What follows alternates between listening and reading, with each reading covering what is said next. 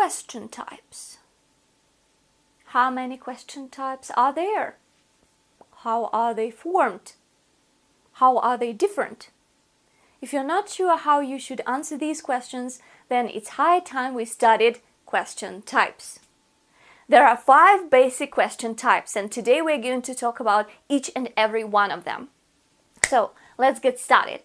Question type number 1 is a general question. This is very easy. These are basic questions. Most questions are general ones. Sometimes they are called yes or no questions. So the answers to these questions can be yes or no. And of course you can extend your idea and give some more details. An example. Do you want to become the president of the world? Yes, I do. Are you an alien? No, I'm not. Are you busy today? No, I have free time. We can go out. So, these questions are general questions.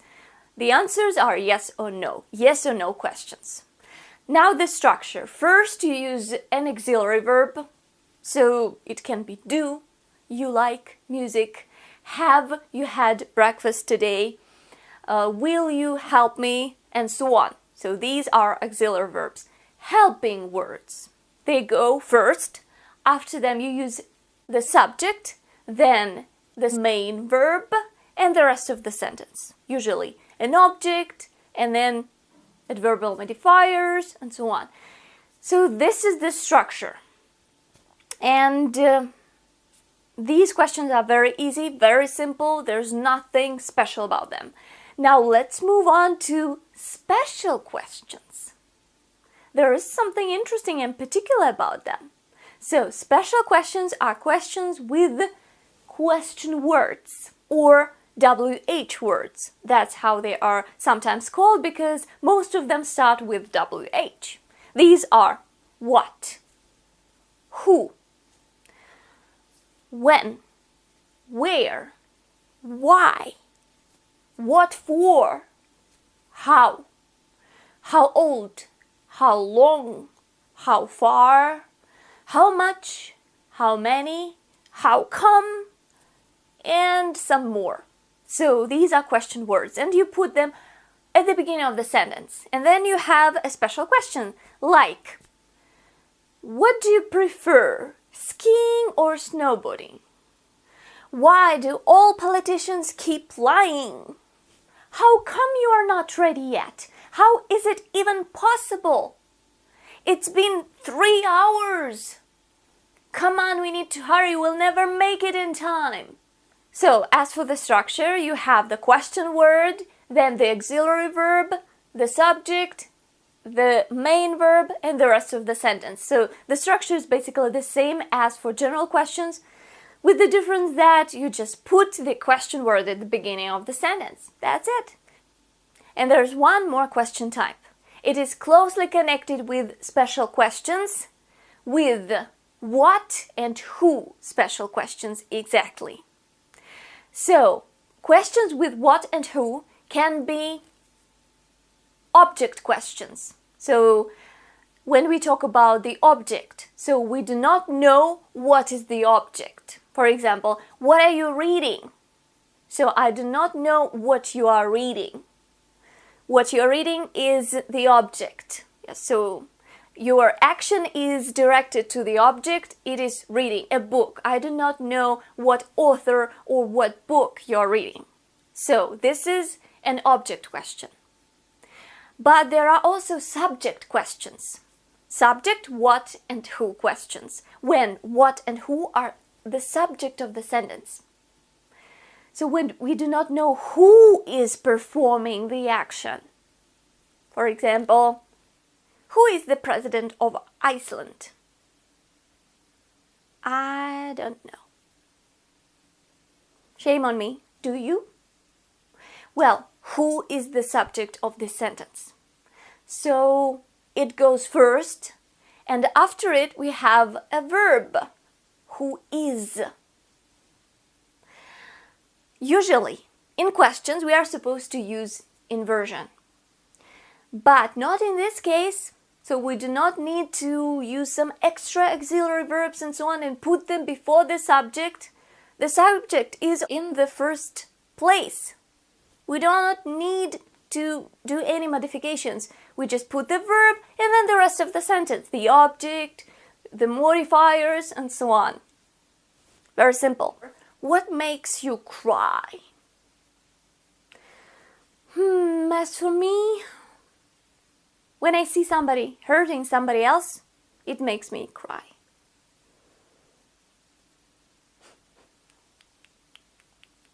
So the sentence is what makes you cry. What is the subject here, and makes is the verb. You is not the subject of the sentence here, it's just an object. And the next question type is alternative questions. Hoo hoo hoo. What shall I do? This or that? The name speaks for itself. So these are questions which give you alternatives. So somebody provides you alternatives and you have a choice. You can choose what you want. For example, would you like a cup of tea or coffee? Do you work or are you a housewife? Have you been to China or any other Asian country? Well, so you have alternatives, you have variants you can choose from. These are alternative questions. The structure is the same as for general questions or special questions, with the only difference that you have alternatives, you have or you can use the structure either or.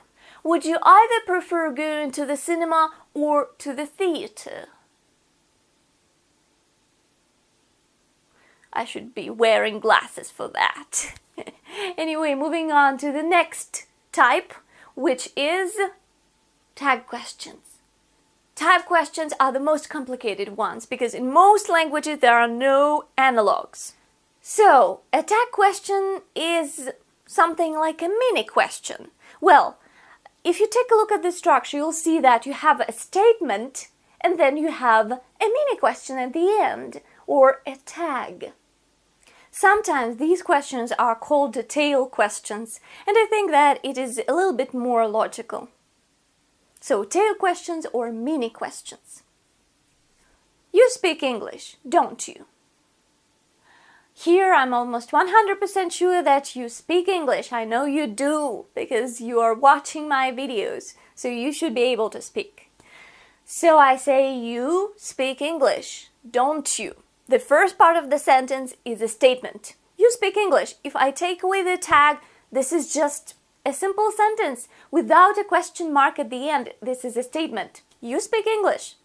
Full stop. That's it. But if I put a tag at the end, then it's actually a question. One more interesting thing is intonation. If you say it like this, you speak English, don't you? Then I'm sure you do. This is not a question. But if I say, you speak English, don't you?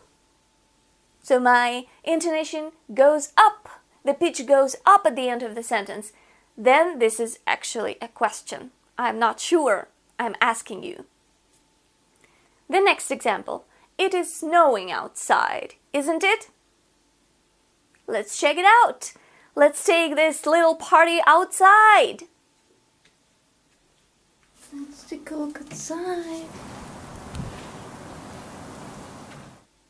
It is snowing.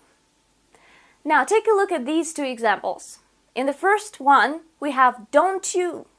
And in the second one, we have isn't it. They are different. Tags are different.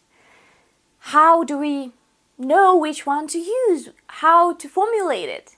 So there is a scheme. Let's take a look. So we have a statement. And to create a tag, we should define the tense. So for example, in the first statement, you speak English. What tense is it? It is present simple. And when we create questions in present simple, we are supposed to use an auxiliary verb do or does. In this case, do, because we have the subject you. So we should use do in our tag. What else? And we also should use a pronoun connected with the subject. So you speak English. You is the subject. We do not need to change it into a pronoun. It is already a pronoun. That's why we use you. So we have do and we have you. What shall we do with it now? We are supposed to put the auxiliary verb first in the negative form and then put the pronoun. Don't you. Or in the second case, it is snowing, isn't it? It is snowing, present continuous. The auxiliary verb is. We put it in the tag, make it negative, and use a pronoun. One more example. Teachers do not earn big money, do they? Take a look.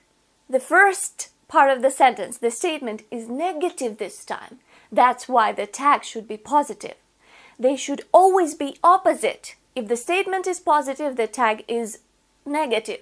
If the statement is negative, the tag is positive. Now create a couple of examples yourself. You haven't created any examples, have you? Please do. So that's it for today. I hope that you found this class useful and now you know all these types and how they are created, how they are formulated. So in order to practice, please do the exercise at the end. I will include an exercise where you would be able to define different question types and also correct some mistakes. So you need to practice. Practice is everything.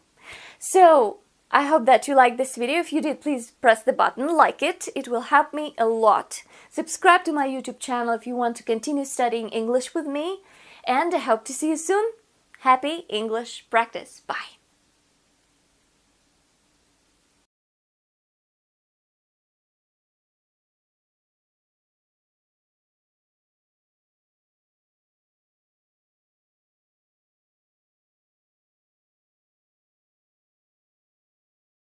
As usual, do not forget that here I also have Russian classes.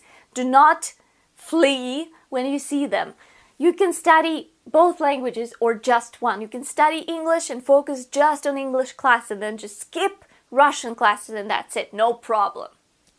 But enjoy the process. Enjoy learning foreign languages. Bye. There are 5 basic question types and today we